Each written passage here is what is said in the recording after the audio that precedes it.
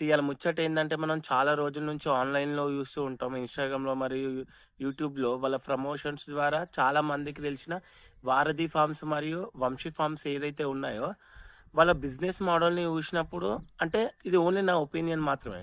అంటే మామూలుగా వాళ్ళు పండించేదేమో ఆర్గానిక్ ఫార్మ్ అంతా 1, 2 ఎకరాల కంటే ఎక్కువ వాళ్ళు పండించలేరు, పండించరు గూడా. వాళ్ళ మెయిన్‌లీ ఫోకస్ అంతా బిజినెస్ మీద ఉంటది. అంటే వాళ్ళు స్టార్ట్ చేసింది గూడా బిజినెస్ పరంగానే స్టార్ట్ చేసిర్రు.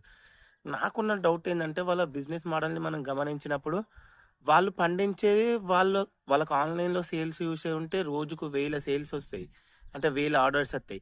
కానీ వాళ్ళు పండించేది మాత్రం 1, 2 ఎకరాలు అంతకంటే ఎక్కువ పండించలేదని నాకు తెలుసు ఆ విషయం. వాళ్ళు గూడా అదే చెప్పిర్రు వీడియోలలో గూడా. నా డౌట్ ఏందంటే వాళ్ళు వేరే వాళ్ళ నుంచే, వేరే రైతుల నుంచే తీసుకొని వీళ్ళ కమిషన్ చూసుకోనో ఎట్లనో అమ్ముతుర్రు.